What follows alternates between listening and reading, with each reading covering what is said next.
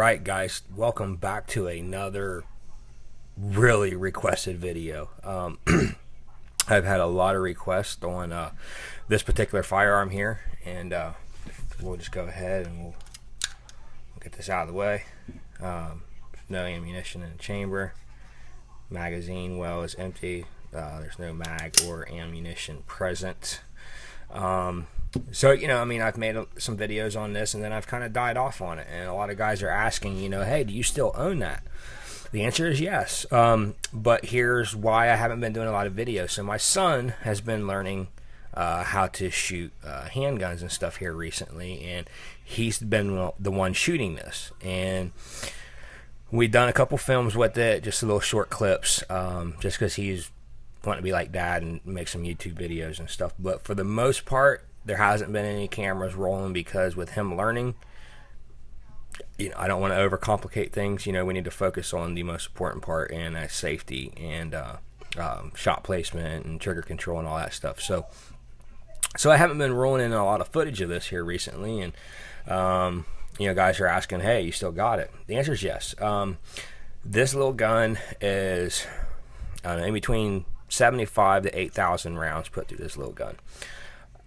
Excellent little gun. If you guys don't want to watch this video, the answer is good gun, run out and buy one. Okay, just to save you a little time there. Besides replacing the recoil spring about every 1,000 rounds is what I'm doing. Your miles may vary. I'm doing it just as a precaution thing. I know from being a gunsmith that when your recoil spring gets weak, it starts to coil bind, and you can bang your frame up pretty good. And especially considering with this gun, it's only rated for standard 22s. They're hard to find.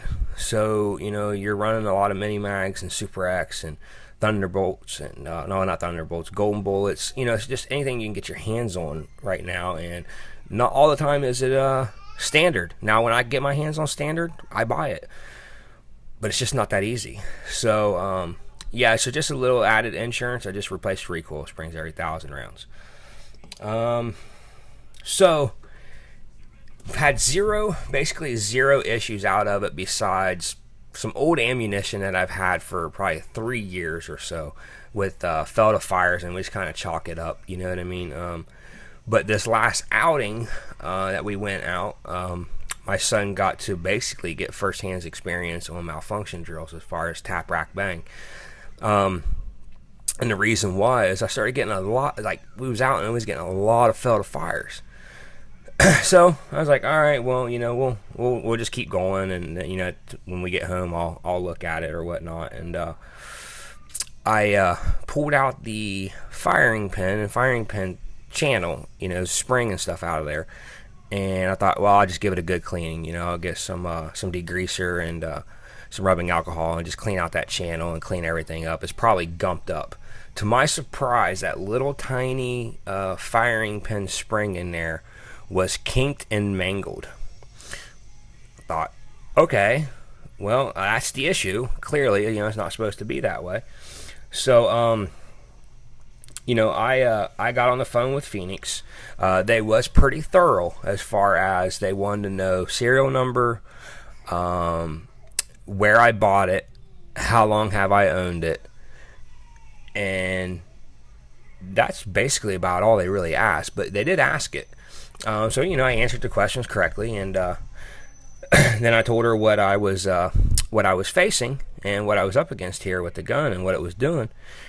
And she said, well, we'll send you out a new firing pin spring.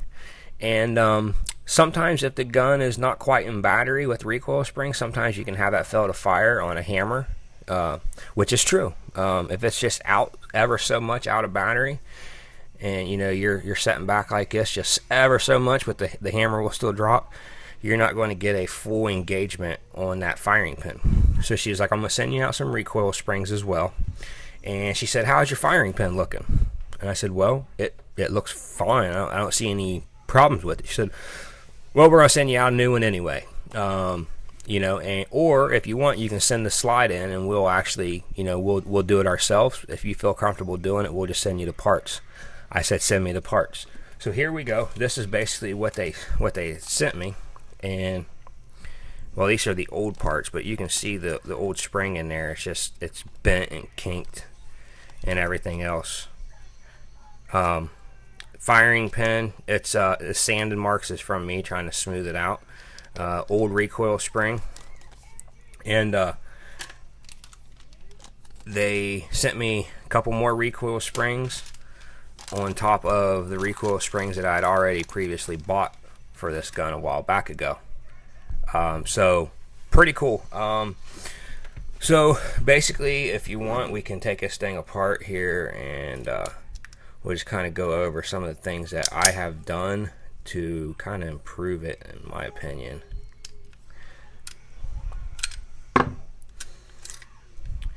Okay, so number one thing that I did, if we can get the focus here on that.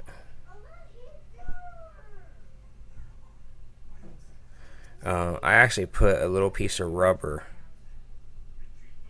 right there, just to keep it from banging itself up. But you can see a lot of the wear marks in there are actually from me sanding and smoothing this thing down. I've polished the feed ramp a couple times there, got it smooth, flat filed the breech face, you know, just the basic stuff.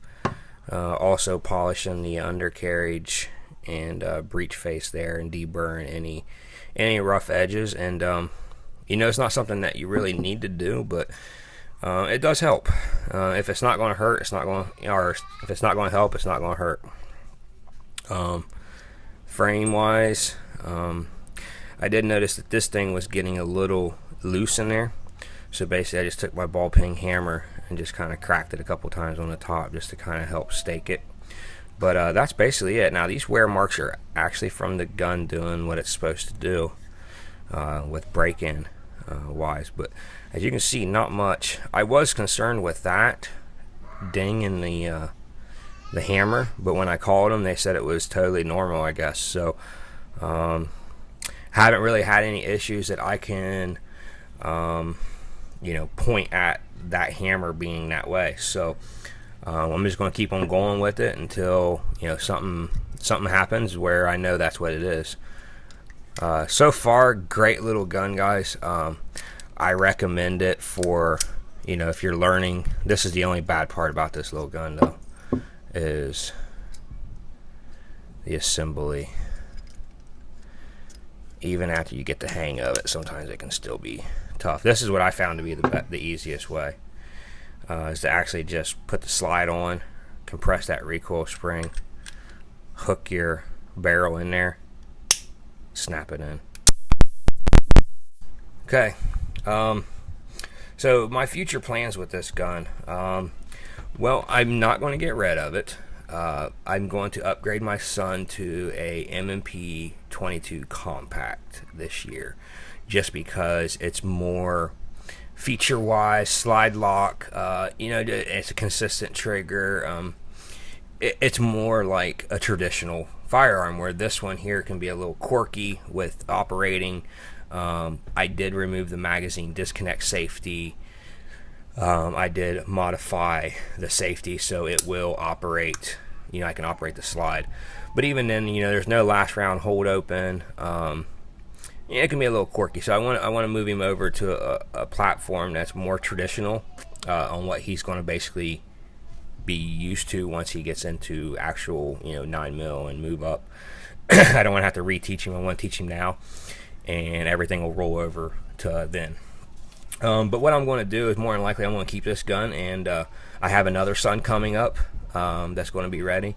He'll probably be shooting this as well, and after that's over, it'll probably turn into a backpack gun, into a get home bag, something of that nature. I don't really quite have that thought process all the way through. We're just kind of day by day with this, but I do know that my other son will be learning as well. So guys, that's it. That's all I really have to talk about. I hope that answers some of your guys' questions on what I have done with this firearm, and, you know, my overall thoughts on the gun.